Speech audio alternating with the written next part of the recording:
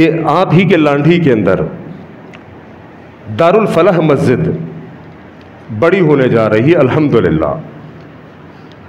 اور مسجد بنانا، یہ بھی آپ کو بتا دوں، یہ اہل ایمان کا شیوا ہوا کرتا ہے. نبی علیہ الصلوۃ والسلام جب مدینہ تشریف لائے مائیگریٹ ہو کے، ہجرت کر کے، تو اللہ کے نبی علیہ الصلوۃ والسلام نے مدینہ آنے کے بعد سب سے جو پہلا کام کیا وہ اپنے گھر کی تعمیر نہیں بلکہ مسجد کی تعمیر کی. آج ہم اپنے گھروں کی تعمیر پہ لاکھوں کروڑوں روپے لگا دیتے ہیں.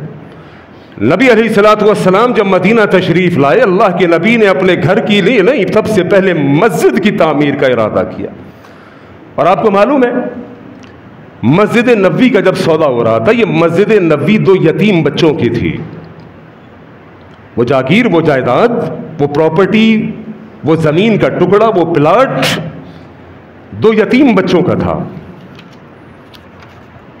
نبی علیہ الصلوۃ والسلام نے کہا جی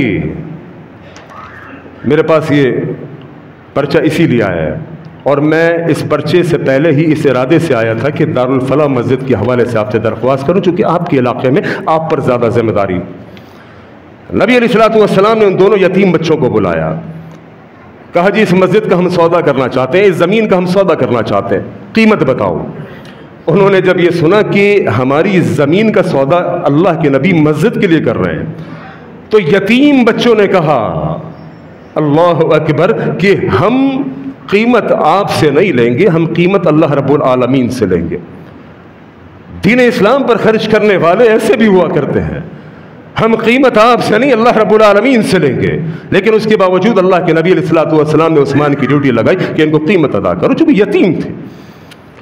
اللہ کے نبی علیہ الصلوۃ والسلام نے، صحابی فرماتے ہیں کہ تلقین کی کہ لوگوں مسجدیں بناؤ اور مسجدوں کو صاف رکھو اور مسجدوں کو خوشبودار رکھو. یہ اللہ کے نبی علیہ الصلوۃ والسلام نے تلقین کی. اور کتنی تلقین کی؟ میرے نبی علیہ الصلوۃ والسلام نے فرمایا کہ جس نے مسجد کے لیے ایک فقط اینٹ عطا کی، ایک اینٹ کتنے کی آتی ہے؟ 25 سے 30 روپے کی ہوگی بمشکل، یا شاید 50 روپے کی ہوگی.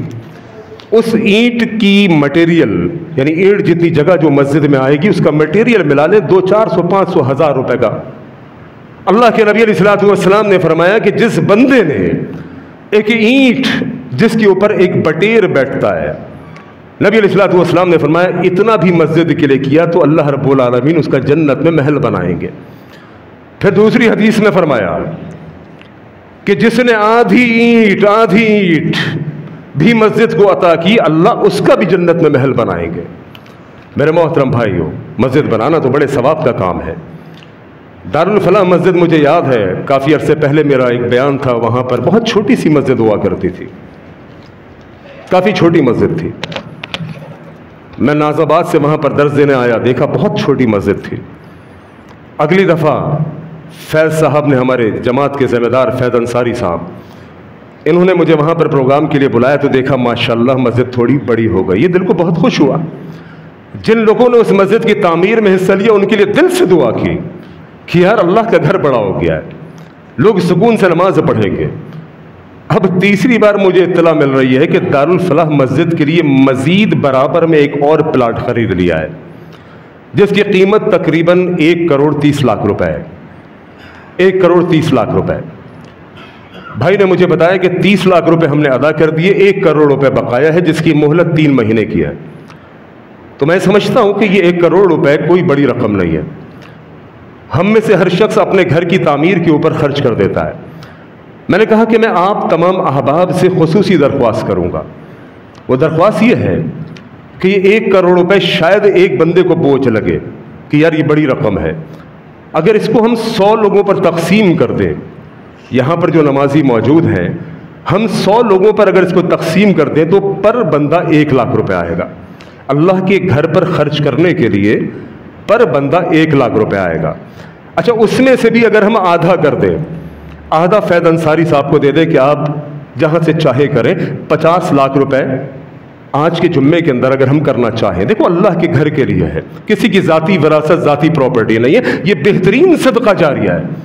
یہ وہ صدقہ جاریہ ہے کہ آپ مر جائیں گے، مٹ جائیں گے، منومن مٹی تلے دب جائیں گے، قبر کے اندر ہوں گے، اللہ کی قسم یہ آپ کے لیے مسجد تا قیامت مسجد ہے، یہ ہمیشہ کا صدقہ جاریہ ہے، یہ بہترین انویسٹمنٹ ہے مسجد کے اوپر، جو آپ کے مرنے کے بعد بھی کام آئے گی۔ یہاں جو چھوڑ کے جاؤ گے، تمہارے جانے کے بعد تمہاری اولاد، اس کے وارثین اس جائیداد کے اوپر لڑائی جھگڑا، اور تمہارے لیے خرچ کرنے والا کوئی نہیں۔ جو کچھ خرچ کر سکتے ہو اپنی زندگی میں کر دو۔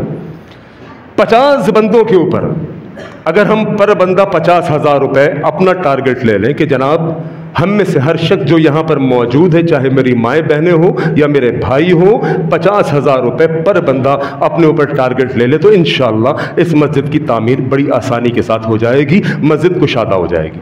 لوگ وہاں نماز پڑھیں گے، روزہ رکھیں گے، اعتکاف ہوگا، قرآن پڑھیں گے، آپ منومن مٹی تلے دبے ہوئے ہوں گے، قبر کے اندر ہوں گے، اللہ کی قسم آپ کو اس کا اجر مل رہا ہوگا۔